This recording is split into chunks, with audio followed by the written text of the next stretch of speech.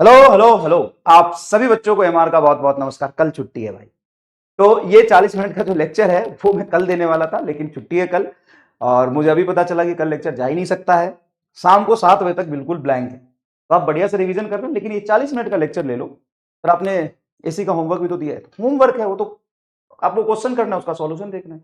कोई बात नहीं, इसको आप मत देखना, आज मत देखना, कल मत देखना, परसों देख लेना। वैसे ही मॉडर्न फेज के 40-40 मीटर लेक्चर की मैंने प्रॉमिस की थी आपसे। ठीक है, तो चलिए आज मॉडर्न फेज का लेक्चर नंबर 3 है।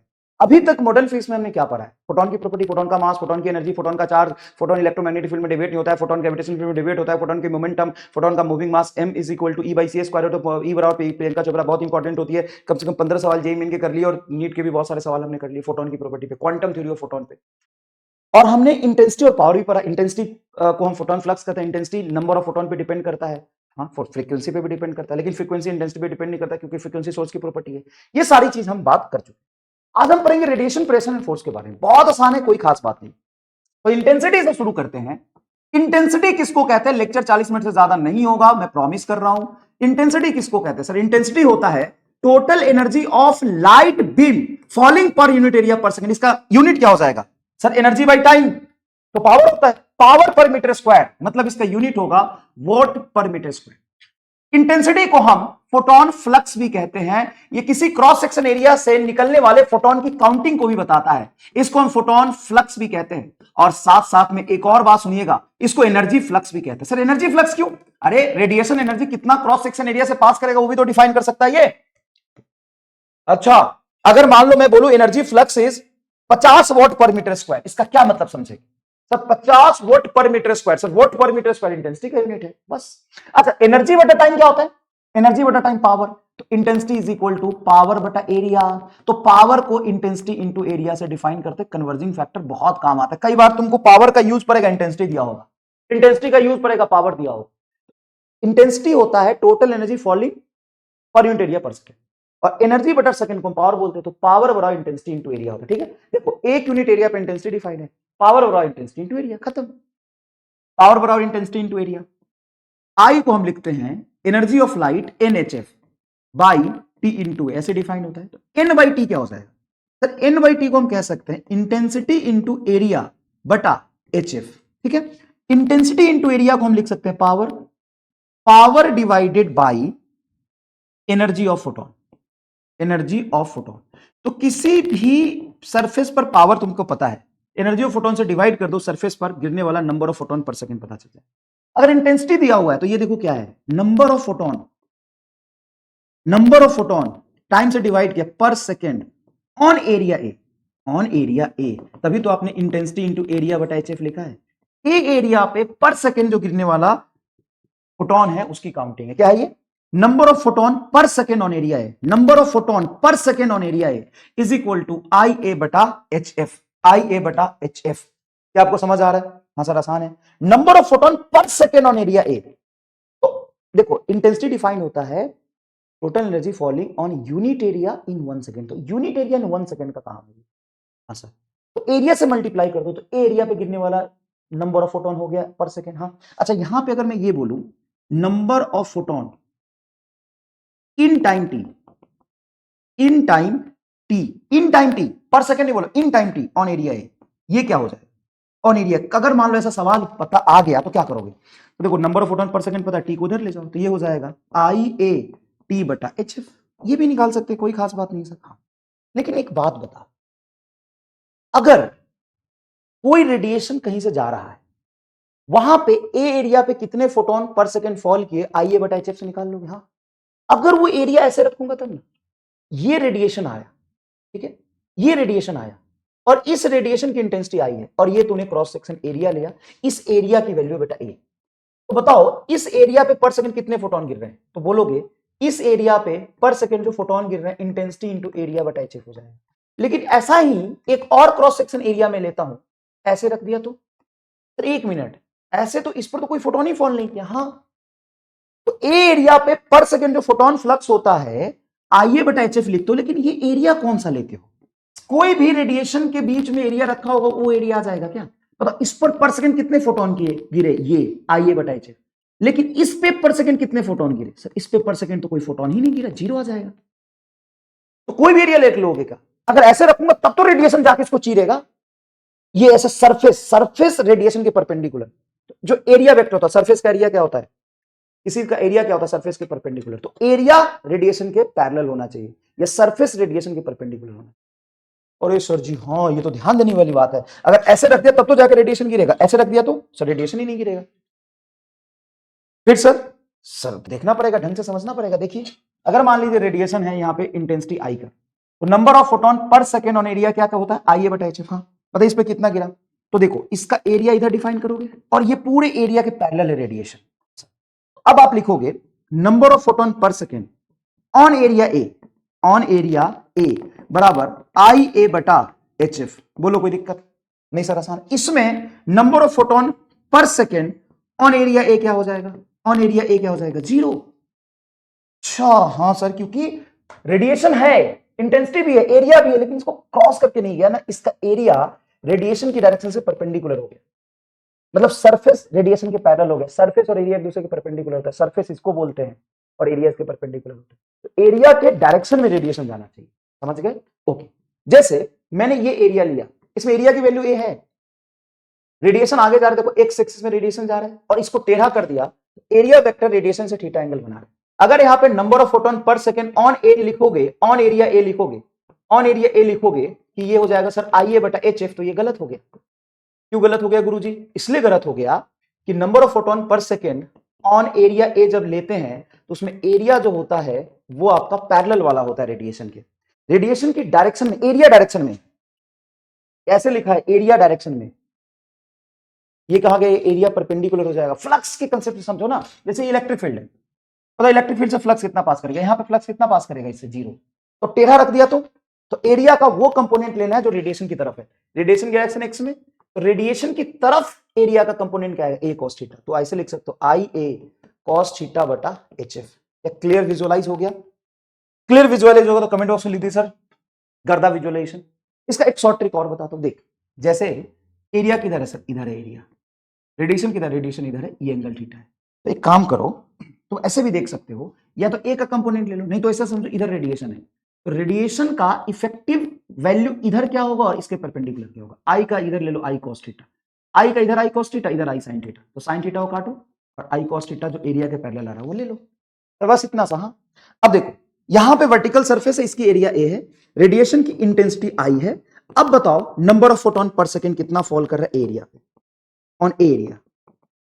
अब रेडिएशन टेढ़ा हो गया, एरिया तो सरफेस, रेडिएशन टेढ़ा हो गया। अब समझो ये रेडिएशन ऐसे फॉल कर रहा है, जैसे लॉज ऑफ मोशन में मैंने बताया था, ये एक्स एक्सिस थीटा एंगल बना है तो ये एंगल थीटा होगा। हाँ अब इधर आई जा रहा है, इसका ये कंपोनेंट क्या हो गया, आई कॉस थीटा। अब देखो ऐसे रखोगे तो इसका एरिया इधर, हाँ एरिया की तरफ कंपोनेंट क्या है, आई कॉस थीटा, बस हो गया, आई ए कॉस थीटा बटा एच एफ, एफ को सी वाई लैम्डा चाहे तो रख दो। अच्छा हाँ सर, तो हम तो या तो हमें दिखा कि एरिया का कंपोनेंट आई की तरफ ले लेंगे, या आई का इफेक्टिव वैल्यू इन रेडिएशन जो फॉल कर रहा है उसका, रेडिएशन वैसे इंटेंसिटी स्केलर होता है लेकिन एरिया तो वेक्टर है ना, हमें रेडिएशन एरिया की तरफ चाहिए। जैसे ये देखो ऐसे जा रहा तुम्हारा रेडिएशन और एरिया देखोगे तो एरिया सरफेस के परपेंडिकुलर ऐसे होगा। अब देखो इसका ऐसे और ऐसे देखोगे टेढ़ा जा रहा है, अब ये वाई एक्सिस देखो थीटा एंगल बना है, यहां से थीटा एंगल दिया है, तो ऑब्वियस ही बात बोलोगे कि सर ये थीटा हो गया। अब रेडिएशन जो आई जा रहा है उसका इधर वाला कंपोनेंट आई कॉस थीटा होगा और इधर वाला आई साइन थीटा होगा, कौन सा जाके सीधा इसको चीरेगा, I sine theta. Number of photon per second, number of photon per second on area A हो जाएगा बेटा, बड़े आराम से देखिए, I sine theta into A बटा एच एफ। बताओ ये तुमको पहला, दूसरा, तीसरा, चौथा और पांचवा केस अच्छे समझ में आ गया? हाँ सर। ये देखो छठा केस देख लो। अब यहां बताओ क्या करोगे? सर कुछ नहीं करेंगे, बहुत आसान सर सिखाया सर जी आपने। एरिया मान लो इस सरफेस के परपेंडिकुलर इधर एरिया है, अब देखो वाई एक्सिस से थीटा एंगल बना रहा है, ऐसे लाइन खींचेंगे, यहां से थीटा बना है, देखो ना ये वर्टिकल से थीटा, तो यहां से वर्टिकल से थीटा। अगर रेडिएशन इधर है तो इसका ये कंपोनेंट आई कॉस थीटा इधर आएगा और आई साइन थीटा पैरेलल जाएगा। लॉज ऑफ मोशन याद करो, तो इंटेंसिटी आई कॉस थीटा ए बटा एच एफ, ये हो जाएगा तुम्हारा number of photon per second falling on area ए। इस एरिया पे जो नंबर ऑफ फोटोन फॉल कर रहा है उसकी वैल्यू आ गई। Loss of motion, loss of motion का कंसेप्ट याद करो, विजुअलाइज हो जाएगा। एक बात काम करते हैं, देखो मैंने एक इलेक्ट्रिक फ्लक्स का कंसेप्ट याद दिलाता हूं। ये इलेक्ट्रिक फील्ड लाइन से, हाँ और इसको क्रॉस करके जा रहा है, तो फ्लक्स बताओ क्या होगा सर? फ्लक्स होगा इलेक्ट्रिक फील्ड, स्क्वायर प्लेट का साइड लेंथ एल, तो ई एल स्क्वायर होगा। क्लियर? उसी तरीके से यहां पे कितने नंबर ऑफ फोटोन इस पे फॉल किए हैं per second on a area, a area on area, बताओ कैसे डिफाइन करोगे? On area N by T, बताओ एरिया पे कितना फॉल किया, photon number of photon per second कितना फॉल किया एरिया पे। तो बोलोगे कि सर स्क्वायर प्लेट का साइड लेंथ एल है, इसका एरिया भी तो इधर हो गया और रेडिएशन भी इधर जा रहा है। हाँ, तो आप लिखोगे आई ए बटा एच एफ। कितना आसान है, आई ए बटा एच एफ। बताओ कोई दिक्कत कष्ट परेशानी है तो आसान है। अब यहीं पे मैं तुमको ये समझा रहा हूं कि अगर मैंने ये क्रॉस सेक्शन एरिया लिया ऐसा ले लिया, ठीक है, या फिर इसको हम ऐसे सीधा ले लेते हैं, ऐसा ले लिया, ऐसा ले लिया, ठीक है। कितना खराब बना रहा हूं, चलो टाइम भी बहुत कम है ना, सोच रहा हूं जल्दी से रिकॉर्ड करके डाल दो, नहीं तो जा नहीं पाएगा। देखो ये रेडिएशन ऐसे आ रहा है और तुमको दो तरीके से, दो डायरेक्शन से एंगल दे सकता है। रेडिएशन ऐसे फॉल किया है, या तो नॉर्मल से एंगल देगा या यहां से एंगल देगा, यहां से भी एंगल दे सकता है। हाँ, जहां से एंगल देखे तुमको घबराने की जरूरत नहीं, एरिया एल स्क्वायर हो गया। हाँ, ऐसे देखो ये एक्स एक्सिस एंगल दिया है, तो ऐसे तुम खींचोगे तो एक्स एक्सिस एंगल ये आएगा। देखो एक्स एक्सिस सरफेस एंगल तुमको थीटा गिवन है, तो इस रेडिएशन का ये कंपोनेंट हो जाएगा आई कॉस थीटा, जो सरफेस के पैरेलल चला गया, और ये आई साइन थीटा। तो यहां आप डिफाइन करोगे कि number of photon per second जो फॉल कर रहा है इस एरिया पे, वो intensity sine theta L square बटा एच एफ। बोलिए, तो आसान हो मास्टर? यस। जैसे यहां पे बताओ क्या होगा, अगर ये 2r विड्थ है और हाइट इसका h है, तो फ्लक्स क्या होगा? Electric field into area, area होगा 2r इंटू एच। हाँ सर, यहां पे बोलो क्या होगा सर? ये यहां पे number of photon per second जो फॉल करेगा, इंटेंसिटी इंटू एरिया होगा 2r इंटू एच बटा 2r h into 2r into height divided by H F. ये है number of photon per second इस एरिया पे फॉल कर रहे हैं। बताइए समझ में आया? हाँ।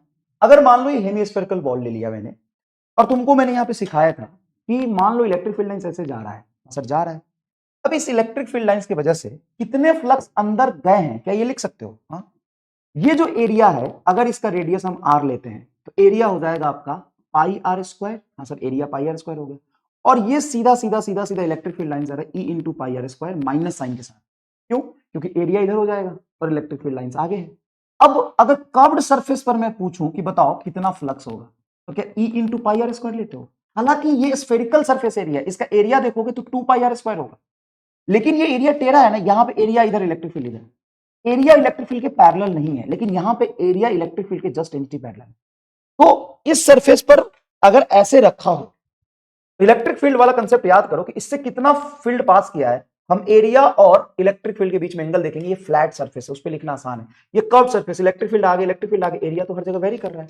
हाँ? उसी तरीके से अगर रेडिएशन यहां पे फॉल किया है आई, ठीक है, और इसका रेडियस है, तो बताओ नंबर ऑफ फोटोन कितना अंदर गया है? Number of photon incoming in sphere, तो स्फेयर में नंबर ऑफ फोटोन अंदर कितना गया? वही concept same, I into pi R square बटा एच एफ, इतना अंदर गया। तो number of photon per second कितना बाहर निकला होगा इस एरिया से? अब एरिया बहुत बड़ा है, लेकिन हमें ये पूरा एरिया नहीं लेना। क्यों? इस एरिया का प्रोजेक्शन लेना है जो इलेक्ट्रिक फील्ड के फ्लक्स रेडिएशन की डायरेक्शन में होगा। तो सीधा लिखोगे I pi R square by H F. ये आउट गोइंग निकलने वाला फ्लक्स है, निकलने वाला फ्लक्स पर सेकेंड, निकलने वाला number of photon per second, number of photon per second number of photon कितना निकला है उसकी वैल्यू हमने ये लिया है। क्या लिया है? Number of photon per second कितना निकला है उसकी वैल्यू हमने लिया है। अब बताओ, ये तो हेमी-स्फीयर लिया जब मैंने, इस हेमी-स्फीयर में ये फ्लैट सरफेस का एरिया कितना है? Sir pi R square. अंदर जाते समय तो फ्लैट सरफेस लिया, बाहर निकलते समय भी उतना ही निकला होगा, जबकि ये एरिया तो आधा स्फीयर का अलग होगा। अगर पूरा स्फीयर में ले लूं, पूरा स्फेरिकल सरफेस ले लूं, और इस स्फेरिकल सरफेस पे ये स्फीयर है, स्फीयर है, इस स्फेरिकल सरफेस पे मैं अगर रेडिएशन फॉल कराऊं, तो ये जो स्फेरिकल सरफेस है, क्या ये सरफेस रेडिएशन के पैरेलल है? नहीं। आप क्या करोगे? आप कहोगे कि ये हम प्रोजेक्शन लेंगे, इस आधे का ये प्रोजेक्शन लेंगे, इस प्रोजेक्शन का जो क्रॉस सेक्शन एरिया आएगा उस वो तो इसकी रेडिएशन के एकदम पैरेलल है। जितना यहां से घुसेगा उतना यहां से निकला होगा। फ्लक्स का कंसेप्ट याद करो, तो number of photon per second बताओ क्या आ जाएगा यहां पे, इस सरफेस पर फॉल करने वाला सर इस सरफेस पर फॉल करने वाला अगर मैं निकालू इसको, अगर मैं ब्लैंक भी कर दूं होता तो भी कोई फर्क नहीं पड़ता, हम अंदर घुसने वाला कह रहे हैं, अंदर घुसने वाला फ्लक्स उतना ही होगा जितना यहां से निकला है, यहां से निकलने वाला आसान है निकालना, लेकिन फॉल करने वाला मुश्किल है। रीजन क्या है, ये सरफेस फ्लैट है, तो बताओ क्या हो जाएगा, intensity into area pi R square बटा एच एफ। बोलो हाँ सर आसान है ये। अब एक केस कोन का हम करते हैं, जैसे कोन है, अब यहां से इलेक्ट्रिक फील्ड लिखा है मैंने, अगर मैं इंटेंसिटी लिख दूं आई, क्या लिख दूं, इंटेंसिटी लिख दूं आई, देखो ऐसे ये रेडिएशन जा रहा है आई। अब मुझे बताओ इससे अंदर जाने वाला कितना फोटोन है, अंदर जाने वाला फोटोन पर सेकेंड हो, पर second number of photon per second, number of photon per second, photon per second entering कितना होगा सर, ये हो जाएगा अगर रेडियस इसका आप आर बोलते हो I pi R square by H F. Outgoing कितना हो जाएगा, आउटगोइंग हो जाएगा, आउटगोइंग हो जाएगा I pi R square by H F. हमें इस सरफेस एरिया से मतलब नहीं, हमें इसका प्रोजेक्शन लेना पड़ेगा। बताओ इसमें कोई दिक्कत नहीं सर, ये तो हम आसानी से निकाल सकते हैं, बिल्कुल कोई प्रॉब्लम नहीं है। बस आपको ये याद रखना है कि number of photon per second जो इंटर करता है वो इंटेंसिटी एरिया, अच्छा पावर दिया होता तो सीधा इंटेंसिटी इंटू एरिया पावर होता, तो इंटेंसिटी इंटू एरिया बटा energy of photon h F, energy of photon h F. Clear है, चलिए अब हम बात करते हैं force applied by one photon on completely reflecting surface. Completely reflecting surface मतलब इलास्टिक बॉडी है, इलास्टिक कोलिजन हो रहा है, जैसे मान लो बॉल जितनी स्पीड से टकराया उतनी स्पीड से रिबाउंड हो गया, तो उसको हम क्या कहते हैं, इलास्टिक कोलिजन। तो यहां पे बताया कि मान लो ए है इसका सरफेस एरिया, इस एरिया पे एक फोटोन आ रहा है भाई साहब, इस एरिया पे एक फोटोन आ रहा है भाई साहब, देखिए इस एरिया पे एक फोटोन आ रहा है, ठीक है एक फोटोन आ रहा है सर, इतने बड़े एरिया पे एक ही फोटोन आ रहा है, एक फोटोन का एग्जांपल लिया मान, इतने बड़े एरिया पे एक फोटोन आया, ऐसे देखो ये फोटोन आ रहा है, ये फोटोन आ रहा है ऐसे। अब फोटोन की मोमेंटम लिखेंगे, इनिशियल मोमेंटम क्या एच वाई लेमडा होता है मोमेंटम, अरे फोटोन की मोमेंटम क्या होती है एच वाई लेमडा, माइनस इसलिए लगा पीछे चला, अभी फोटोन गया गया गया गया गया गया गया गया यहां पे टकराया और उतने ही मोमेंटम से रिबाउंड हो गया। अगर मैं बोलूं चेंज इन मोमेंटम फोटोन का क्या होगा, ये भी पूछ लेते हैं, change in momentum of photon. अच्छा जितने सवाल चेंज इन मोमेंटम पे बॉल पे चेंज इन मोमेंटम के बनते उतने यहां भी बन सकते हैं, change in momentum of photon इतना ही बन सकता है यहां भी। तो कैसे कैसे सवाल, जैसे देखो ध्यान से, मान लो ये सरफेस है, ठीक है मान लो सरफेस है, एक फोटोन आया टकराया और यहां पे रुक गया, बताओ चेंज इन मोमेंटम क्या होगा, तो चेंज इन मोमेंटम होगा final momentum zero, initial momentum H Y lambda with negative sign, तो ये H Y lambda change in momentum नहीं आ जाएगा। अच्छा फोटोन की मोमेंटम कितनी होती है एच वाई लेमडा, तो एच वाई लेमडा से गया और टकरा के बाद पूरा रेस्ट में आ गया, तो चेंज इन मोमेंटम क्या होगा एच वाई लेमडा। अच्छा मान लो ये सरफेस है, मान लो ये सरफेस है, एक फोटोन गया गया गया यहां टकराया, टकराने के बाद इधर चला गया, तो जब फोटोन आगे जा रहा था तो इनिशियल मोमेंटम था इसका एच वाई लेमडा, फोटोन ऊपर चला गया फाइनल मोमेंटम हो गया एच वाई लेमडा, तो चेंज इन मोमेंटम वेक्टर होता है root two H Y lambda. अच्छा समझ गए, ये तो एकदम लल्लू राम वाला सवाल है, यस। सर टेढ़ा जाएगा तो भी कर लेंगे, हाँ टेढ़ा जाएगा तो भी चेंज इन मोमेंटम लिख सकते हो, टेढ़ा जाएगा तो बताओ, जैसे मान लो ये सरफेस है, या सीधा बना लेते हो ना, ये सरफेस ऐसे बना ले, सीधा बना ले, ये सरफेस और इस सरफेस पे एक मोमेंटम इधर जा रहा है, सॉरी एक फोटोन इधर जा रहा है, फोटोन एक फोटोन इधर जा रहा है वी स्पीड से, जितने स्पीड से टकरा है उतने स्पीड से इधर चला है, यहां से एंगल थीटा बना रहा है, तो चेंज इन मोमेंटम बताओ चेंज इन मोमेंटम, एक फोटोन का change in momentum, change in momentum of one photon, जैसे वहां पे मोमेंटम एम भी लिखते थे, एच वाई लेमडा है। अच्छा सर आसान हो मास्टर, तो निकाल क्या करोगे, तो देखो इसका मोमेंटम इधर हो जाएगा P is equal to H Y lambda, sir ये तो फोटोन सी से चलता, हाँ सी बना ले, सॉरी सी बी लिख लिया, इधर और इधर परपेंडिकुलर लाइन खींची, ये वर्टिकल से थीटा तो ये भी वर्टिकल से थीटा हो जाएगा। बताओ एच वाई लेमडा का ये कंपोनेंट क्या होगा, sir H Y lambda cos theta, इधर क्या होगा sir H Y lambda sine theta, surface तो ये है। अब जब टकराया तो टकराने के बाद एक्स वाला मोमेंटम तो वही रह जाएगा, पूरा लॉज ऑफ मोशन वाला कंसेप्ट याद करो, और ये कितना हो जाएगा सर, जितने मोमेंटम से गया उतने मोमेंटम से, अगर कंप्लीटली रिफ्लेक्टिंग सरफेस है, कंप्लीटली रिफ्लेक्टिंग सरफेस है, तो टेढ़ा जाने की वजह से जो H by H lambda cos theta है वो सीधा जाके कोलाइड कर रहा है ना, वो रिबाउंड होगा, तो ये होगा H by lambda cos theta. बताओ चेंज इन मोमेंटम कितना होगा, चेंज इन मोमेंटम कितना लिखोगे, एक फोटोन का लिखोगे 2h by lambda cos theta, बोलो हाँ कि ना। अरे ये तीनों केस लिखो अच्छे से, ये केस नंबर 1 हो गया, ये केस नंबर 2 हो गया। फोटोन आया रुक गया, ये फोटोन है, फोटोन आया रुक गया, तो चेंज इन मोमेंटम क्या पूछ सकता है ये देखो तीसरा केस है ये। फोटोन आया सीधा परपेंडिकुलर चला गया, तो बताओ चेंज इन मोमेंटम क्या होगा। यहां पे फोटोन टेढ़ा आया और ऐसे रिबाउंड हुआ है, पूरा लॉस ऑफ मोशन है यार। जैसे मान लो ये v स्पीड से जा रहा हो तो चेंज इन मोमेंटम कैसे लिखते हैं, यही तो करते हो कि यहां नॉर्मल से एंगल बना रहा है वाई से थीटा, तो यहां से वाई से एंगल बना लिया थीटा, इस मोमेंटम का एक कंपोनेंट लिया बस। बोलिए सर आसान है, इसको लिखिए।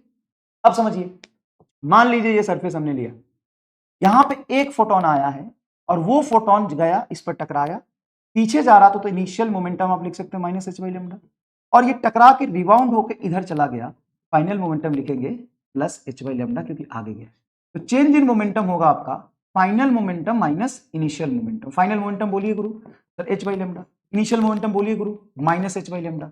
तभी तो ये 2h बाई लेमडा आया है, तभी तो ये 2h बाई लेमडा आया है। लिखा मैंने चेंज इन मोमेंटम क्या हो जाएगा इस केस में 2h बाई लेमडा। निकाल दिया ना भाई, यहां तो ड्राइव कर दिया पूरा। अच्छा तो मान लो कि T है time of collision, time of collision, time of collision है T, तो चेंज इन मोमेंटम बटा टाइम ऑफ कोलिजन क्या फोर्स हो जाएगा, 2h बाई लेमडा फोर्स हो जाएगा। ये क्या है फोर्स बाई टी करूंगा, टी करूंगा, ये फोर्स हो जाएगा। अच्छा हाँ सर ये तो एक मोमेंटम एक फोटोन की वजह से लगने वाला फोर्स हो गया, अगर इसका चेंज इन मोमेंटम बटा टाइम ही तो फोर्स होता है, तो टोटल कांटेक्ट में जितने टाइम के लिए रहा है वो टी है, तो फोर्स कितना लगेगा 2h, 2 किस लिए आया है क्योंकि वो चेंज इन मोमेंटम हुआ है, तो h बाई लेमडा होता अगर एब्जॉर्ब हो जाता, तो रिफ्लेक्ट हुआ इसलिए 2h by lambda T, completely reflecting surface, completely reflecting surface, completely reflecting surface, completely reflecting. Sir okay समझ गया। अगर n फोटोन की वजह से पूछे तो force due to n photon, n photon in time t time में टोटल n फोटोन आया है, तो देखो एक फोटोन की वजह से जो फोर्स लगा है, टोटल n फोटोन की वजह से जो टोटल फोर्स लगेगा, टोटल n से मल्टीप्लाई कर दो तो n 2h by lambda into T. बताओ ये तो आसान है भाई, एक फोटोन की वजह से change in momentum 2h by lambda, तो n फोटोन का चेंज इन मोमेंटम क्या होगा 2h बाई लेमडा। अब total change in momentum by time क्या होता है फोर्स, ये फोर्स किस पे लगा है, किसका मोमेंटम चेंज हुआ है फोटोन का, तो फोटोन पे लगा है, तो जितना फोटोन पे फोर्स लगा होगा फोटोन उतना ही सरफेस पर लगाएगा। तो ये क्या है sir total force on surface, total force on surface due to n photon, due to n photon in time T, in time T, in time T, तो टी टाइम में टोटल n फोटोन जाके fall करके पीछे rebound हुआ है। n by T को हम क्या लिख सकते हैं, तो देखो टोटल फोर्स आ गया मेरा 2h by lambda into n by T को लिख सकते हो सर इंटेंसिटी, बोलो इंटेंसिटी इंटू एरिया बटा एच एफ, एफ को लिख सकते हैं C by lambda, intensity into area by C by lambda. Total area अगर इसका ए है तो, टोटल इसका एरिया ए है तो बोलो टोटल सरफेस एरिया है तो, भाई number of photon per second तो लिखना आता है तुम्हें। अब फोटोन पर सेकंड किस पर गिरा, एरिया पे गिरा, तो ऐसे लिख सकते हैं हाँ। अब लेमडा से लेमडा कट गया, एच से एच कट गया, ये क्या आया सर ये फोर्स आ गया। हाँ फोर्स कितना लग रहा है सर 2 आई बाई ए को हम पी लिख सकते हैं बटा सी, खत्म। तो फोर्स आ गया हाँ 2 पी बाई सी, पी क्या है पावर। सर अगर आई ही रहने देते तो आई ही रहने देते तो फोर्स क्या आ रहा है सर, फोर्स आ रहा है 2 आई ए बटा सी। अच्छा सर अगर यही से मुझे रेडिएशन प्रेशर निकालना हो कि सरफेस पर प्रेशर कितना लगा है, तो रेडिएशन प्रेशर आ जाएगा फोर्स बटा एरिया, फोर्स बटा एरिया, फोर्स बोलिए कितना है 2IA बटा C divided by A. Clear हाँ सर। अब यहां से ए से ए कट कर दीजिए, तो प्रेशर आपका आ जाएगा, प्रेशर आपका आ जाएगा 2I by C, this is nothing but a radiation pressure on completely reflecting surface. अब इसको याद रखना है कि कंप्लीटली रिफ्लेक्टिंग सरफेस पे प्रेशर कितना होता है 2I by C, completely reflecting surface पे प्रेशर कितना होता है 2I बाई सी।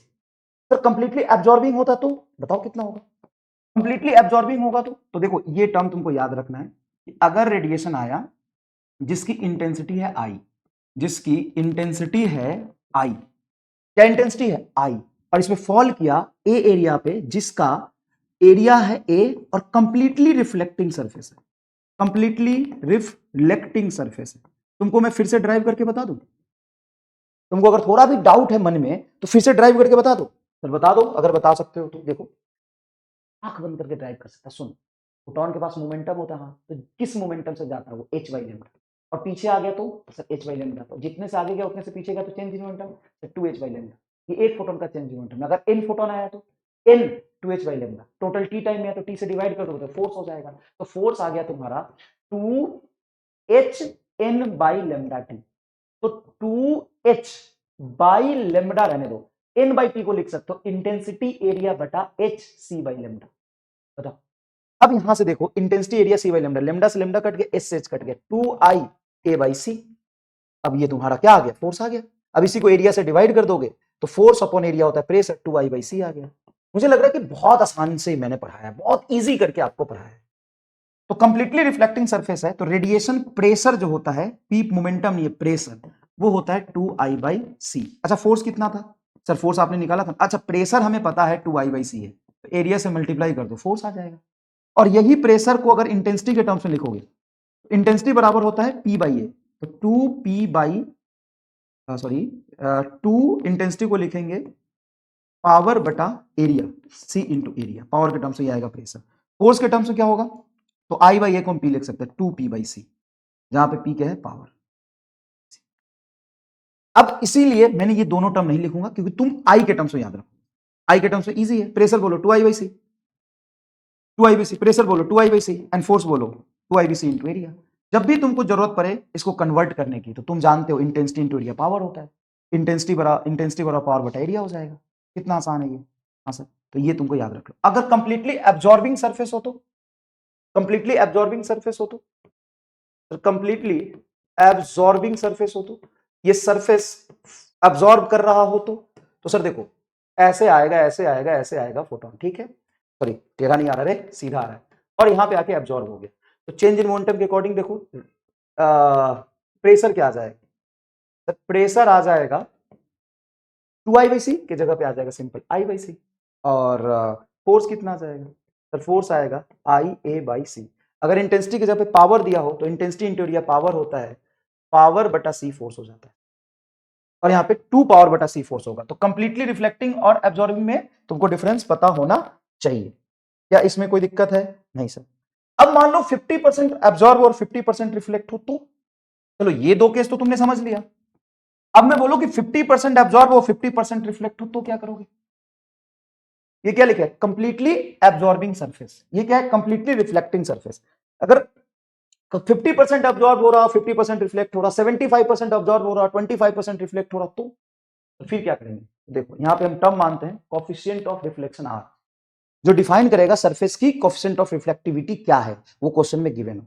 उसके टर्म्स में रेडिएशन प्रेशर हम लिखते हैं, प्रेशर बराबर I by C into 1 plus R लिख दो तो फॉर्मूला सही होगा क्या सर, कैसे। अब इसको लॉजिकली वेरीफाई करो। अगर मान लो कोफिशिएंट ऑफ रिफ्लेक्शन 1 है, मतलब कोफिशिएंट ऑफ रिफ्लेक्शन 1 मतलब 100% रिफ्लेक्शन, और 100% रिफ्लेक्शन मतलब कंप्लीट रिफ्लेक्शन के केस में ये 2i बाई सी प्रेशर होता है। हाँ, अब यहां पर देख फॉर्मूला, अब यहां पर देख फॉर्मूला बेटा ध्यान से, ये केस समझ। इफ आर बराबर 0 मतलब नो रिफ्लेक्शन। अच्छा ये तो नो रिफ्लेक्शन होगा, रिफ्लेक्शन हो ही नहीं रहा तो सारा अब्जॉर्ब हो जाएगा। नो रिफ्लेक्शन 100% एब्जॉर्प्शन, उस केस में आर को क्या रखोगे 0, मतलब कोई रिफ्लेक्शन ही नहीं, आर 0 है। उस केस में सारा एब्जॉर्ब हो गया तो प्रेशर क्या होता है, आई बाई सी। देखो I by C into 1 plus 0 that is equal to I by C, तो आसान हो गया। हाँ, अगर मैं बोलूं कि आर हाफ है, आर हाफ नहीं 1 है, चलो 1 आर 1, इसका मतलब सर कोफिशिएंट ऑफ रिफ्लेक्शन 1 है, मतलब 100% रिफ्लेक्शन हो गया, तो 0% एब्जॉर्प्शन है सर, एब्जॉर्प्शन ही 0% है, क्योंकि कोफिशिएंट ऑफ रिफ्लेक्शन 1 मतलब 100% रिफ्लेक्शन, तो एब्जॉर्प्शन नहीं हुआ, सारा रिफ्लेक्ट हो गया फोटोन। तो रेडिएशन प्रेशर क्या आएगा, तो रेडिएशन प्रेशर आएगा 2i बाई सी। अरे हाँ सर बिल्कुल आसान है ये तो, 2i बाई सी।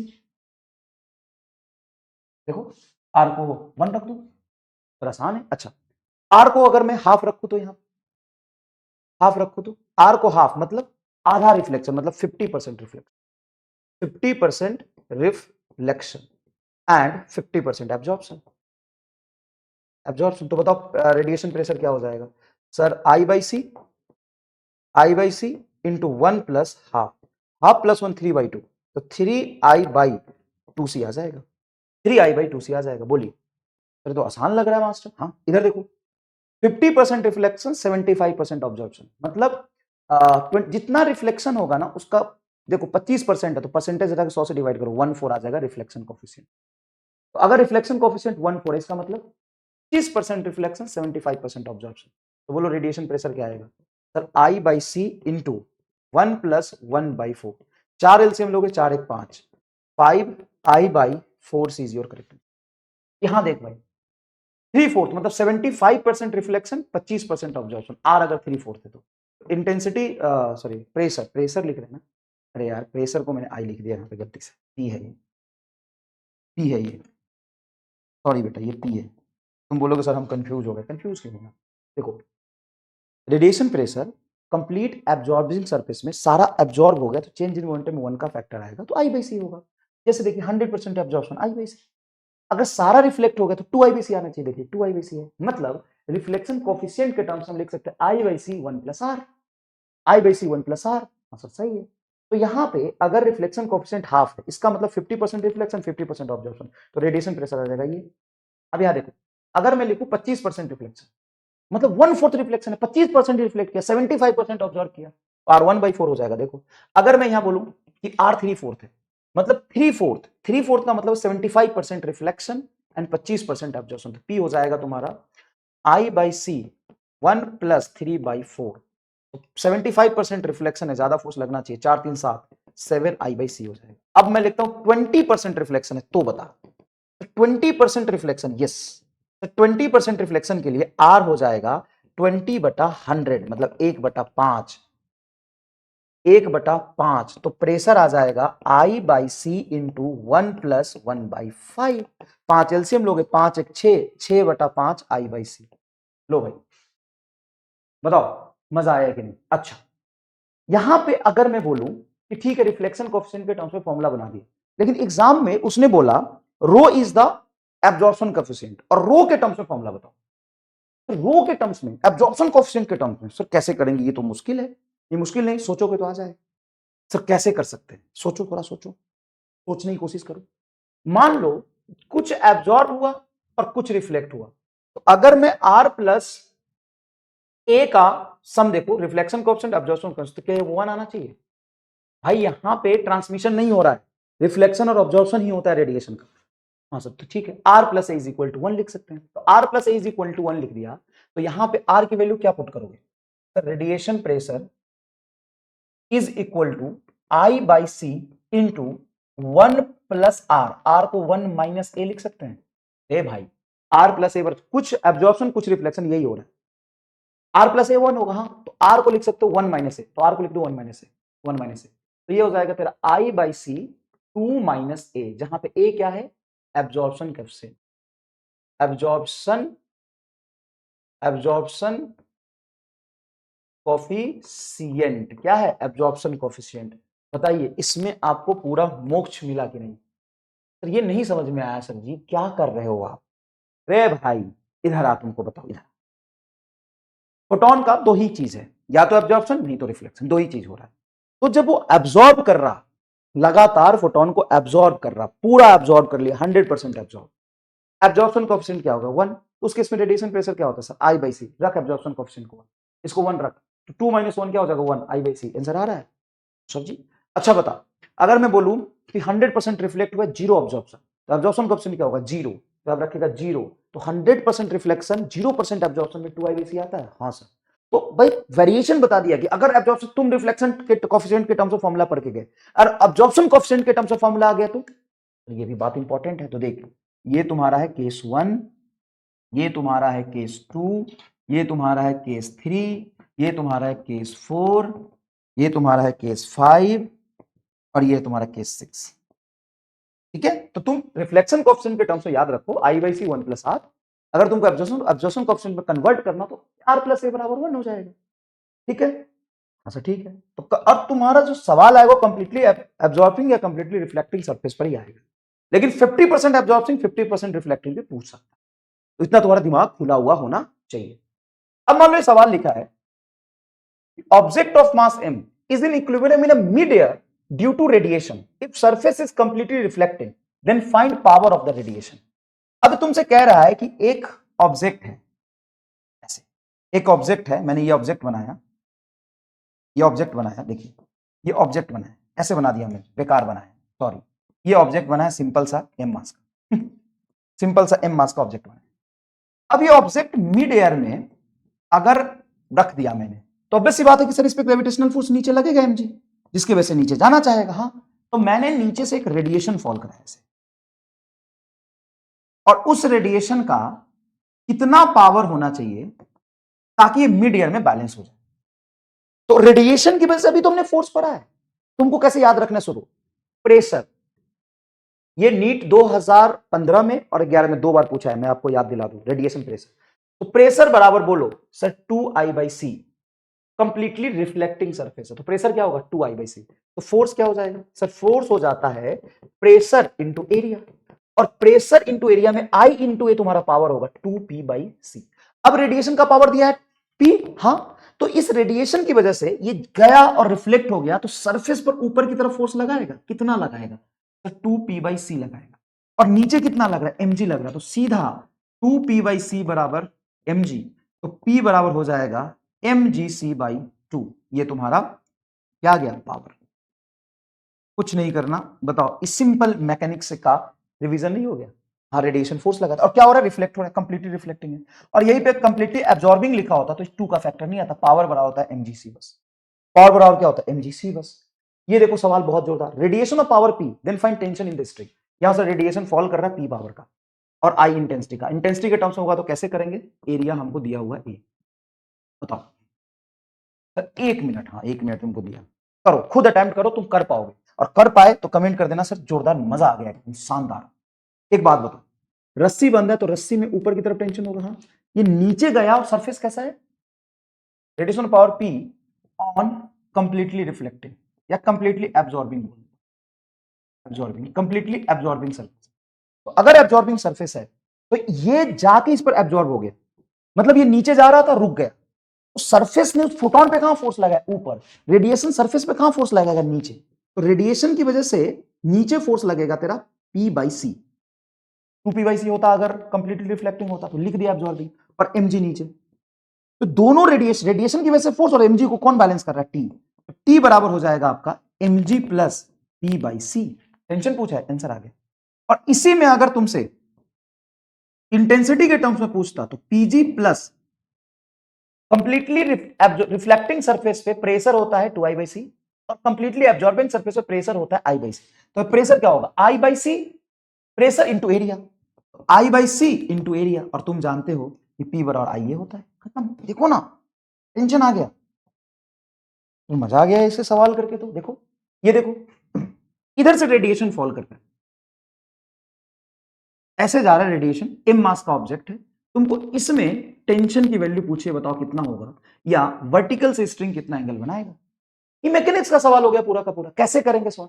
अब देखो, मान लो तुम रेडिएशन ऐसे फॉल कराओ, तो रेडिएशन इस पर आगे की तरफ फोर्स नहीं लगाएगा, हाँ, कितना फोर्स लगाएगा, रेडिएशन इस पर आगे की तरफ कितना फोर्स लगाएगा, तो रेडिएशन फोर्स लगाएगा, कंप्लीटली एब्जॉर्बिंग सरफेस है और इंटेंसिटी आई दिया हुआ है, तो I इंटू ए बटा सी, ये फोर्स लगेगा। तो इस पॉइंट पर इधर फोर्स लग गया IA/c, और नीचे ग्रेविटेशनल फोर्स mg, और इधर टेंशन तुम्हारा T।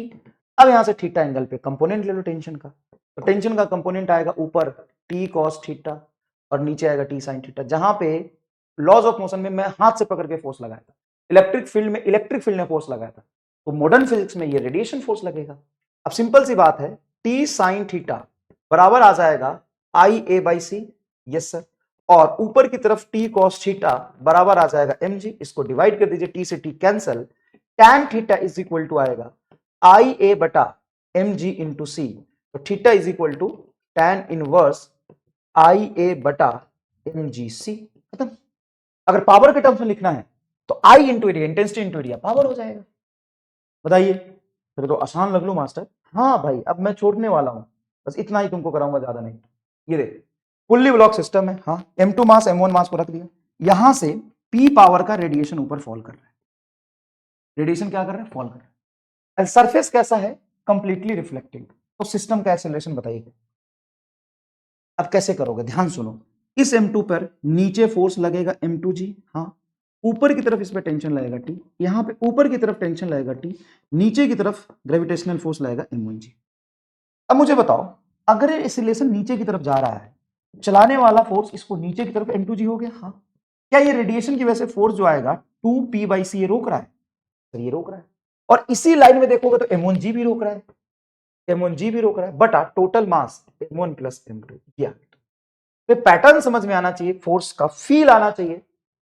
रेडिएशन प्रेशर क्या होता है समझ में आना चाहिए। कंप्लीटली रिफ्लेक्टिंग पे रेडिएशन प्रेशर बोल, कंप्लीटली रिफ्लेक्टिंग पे रेडिएशन प्रेशर हो गया 2I/C। कंप्लीटली रिफ्लेक्टिंग पे रेडिएशन प्रेशर हो गया 2I/C। कंप्लीटली एब्जॉर्बिंग पे रेडिएशन प्रेशर क्या हो गया, कंप्लीटली एब्जॉर्बिंग पे I/C। कंप्लीटली रिफ्लेक्टिंग पे 2I/C। प्रेशर प्रेशर प्रेशर हो गया कंप्लीटली रिफ्लेक्टिंग पे 2I/C, कंप्लीटली एब्जॉर्बिंग पे I/C। आसान है सर जी, ये सब तो बिल्कुल आसान है। अब मैं अगर आपसे पूछूं कि फोर्स क्या होगा, तो प्रेशर इंटू एरिया फोर्स होता है, और इंटेंसिटी इंटू एरिया को जरूरत पड़े तो आप पावर लिख सकते हो। बस कितना आसान है बताइए। अब आपने ये भी पढ़ा था कि किस डायरेक्शन पे चलने पर कितना चेंज इन मोमेंटम होता है। तो चेंज इन मोमेंटम के 4-5 केस आपने देखे थे, आराम से देखिए। ऐसे गया और 180 डिग्री पे रिबाउंड हुआ तो चेंज इन मोमेंटम होगा 2h/λ। जाके रुक गया तो h/λ, 90 डिग्री पे गया तो √2h/λ। अगर मान लो इस सरफेस पर जाके फॉल कर रहा है, कंप्लीटली रिफ्लेक्टिंग सरफेस है, लेकिन थीटा एंगल पे आया है, तो 2h/λ cos थीटा। क्या ये बात आपको समझ में आई? सर बिल्कुल समझ में आई, कोई दिक्कत नहीं है।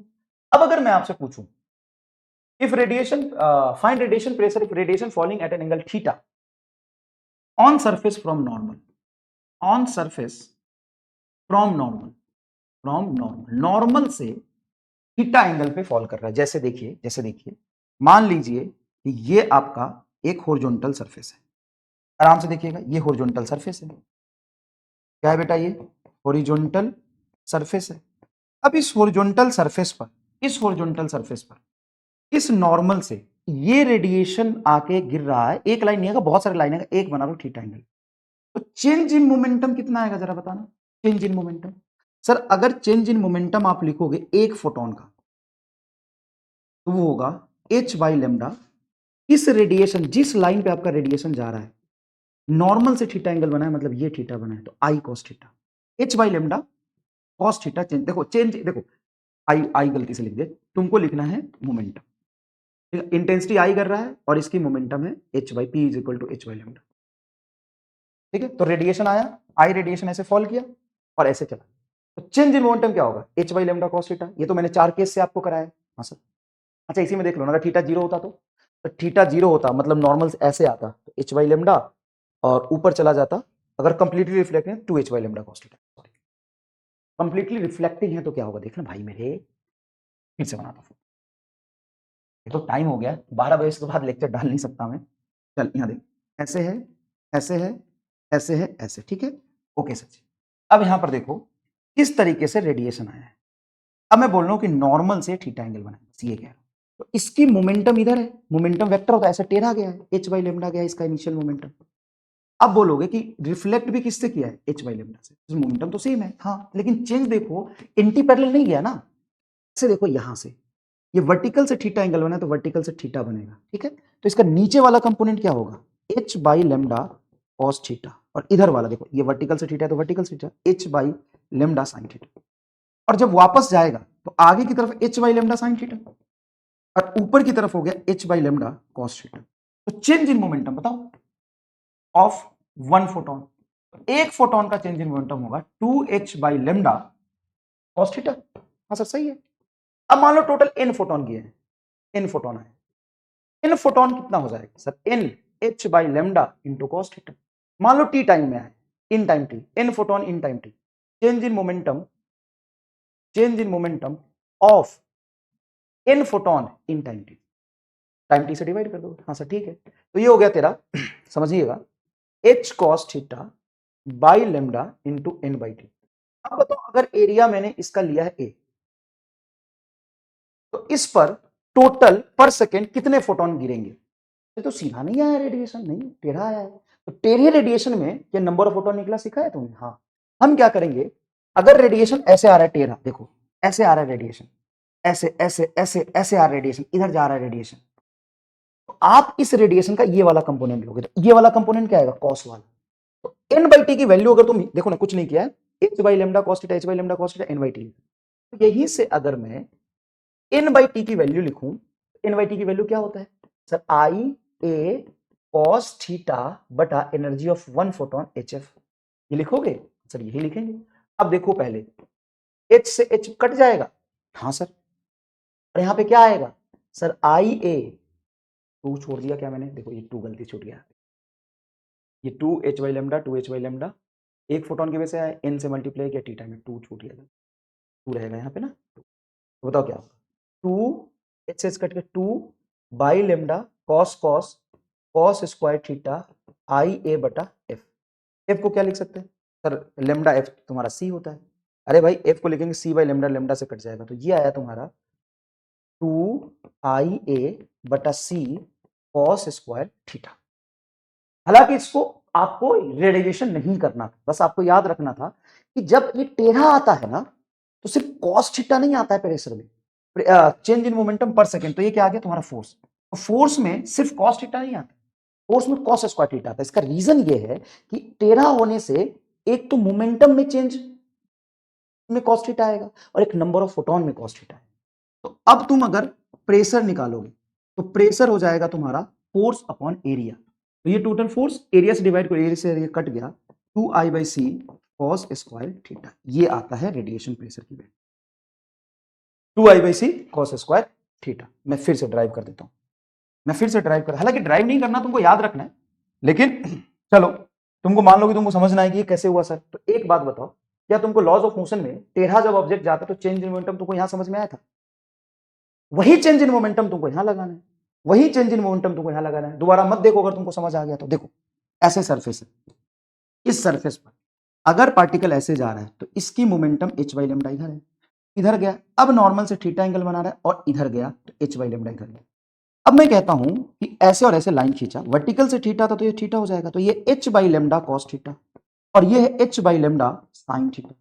अब यहां पे भी तुम देखोगे, इधर होगा तुम्हारा H by lambda sine theta, क्योंकि सेम एंगल पे फिर से रिबाउंड हुआ है, सेम स्पीड से रिबाउंड हुआ है, मतलब परफेक्टली रिफ्लेक्टिंग सरफेस है, परफेक्टली रिफ्लेक्टिंग सरफेस है। तो परफेक्टली रिफ्लेक्टिंग सरफेस है तो पूरा उल्टा क्यों नहीं गया, क्योंकि टेढ़ा आ रहा था, H by lambda sine theta. तो मैं कह रहा हूं change in momentum of one photon, एक फोटोन का चेंज इन मोमेंटम लिखोगे तो ये साइन थीटा वाला कंपोनेंट चेंज नहीं हुआ, कॉस वाला चेंज हुआ, तो लिखोगे कॉस थीटा, तो कॉस थीटा ऊपर और नीचे माइनस है, तो चेंज इन मोमेंटम क्या होगा, 2h by lambda into cos theta. अगर मैं देखूं change in momentum of n photon, अब एन फोटोन गिरने का कुछ टाइम होगा, तो टी टाइम में गिरा है, तो टी टाइम में गिरा है, तो लिखोगे एन फोटोन की वजह से चेंज इन मोमेंटम होगा 2nh by lambda T by cos theta. तो टोटल चेंज इन मोमेंटम बटा टोटल टाइम, बताओ क्या हो गया, टाइम से डिवाइड कर तो फोर्स आ गया, तो फोर्स आ गया due to n photon 2h cos theta बटा 2h cos थीटा बटा lambda into n by t. अब पर सेकेंड इस एरिया पे जो फोटोन गिरा है, अगर ये सीधा आता तो होता इंटेंसिटी एरिया बटा एच, लेकिन ये टेढ़ा आ रहा है, तो ये होगा 2h cos थीटा बटा लेमडा, ये n बाई टी हो जाएगा आपका इंटेंसिटी एरिया cos थीटा बटा h c by lambda, h से एच कट गया, लेमडा से लेमडा कट गया, तो ये आ गया तुम्हारा 2IA by C into cos theta cos theta cos square theta. ये है रेडिएशन फोर्स, ये रेडिएशन फोर्स। तो प्रेशर यहां से क्या हो जाएगा सर, फोर्स बटा एरिया, एरिया से डिवाइड करो, ए कट गया, तो 2I by c cos square theta. अगर इसी थीटा को 90 डिग्री रख दो, तो परफेक्टली रिफ्लेक्टिंग सरफेस पे, परफेक्टली रिफ्लेक्टिंग सरफेस पे इसी थीटा को 90 डिग्री रख दोगे, 90 डिग्री मतलब नॉर्मल से थीटा मेजर किया, 90 डिग्री मतलब सीधा चला जाएगा, रेडिएशन प्रेशर क्या हो गया, जीरो। अगर ऐसे आएगा तो रेडिएशन प्रेशर क्या होगा, 2I by c cos square theta. ठीक है, तो यहां से हमने सारी चीजें बहुत डिटेल में बात कर ली है। अब हम अगली क्लास में शुरू करेंगे क्या, अगली क्लास में हम लोग शुरू करेंगे photo electric. Thank you so much, धन्यवाद। ये लेक्चर आराम से देखिएगा, आपको चमका कि नहीं चमका, महसूस हुआ रेडिएशन प्रेशर क्या होता है, नंबर ऑफ फोटोन कैसे निकालते हैं, फ्लक्स कैसे डिफाइन करते हैं। ठीक है, thank you so much. Radiation pressure का इंपॉर्टेंट है formula reflection and absorption coefficient के टर्म्स में। ठीक है, मैकेनिक्स से थोड़ा रिलेट करके उसको फोर्स का कंसेप्ट फील कराए।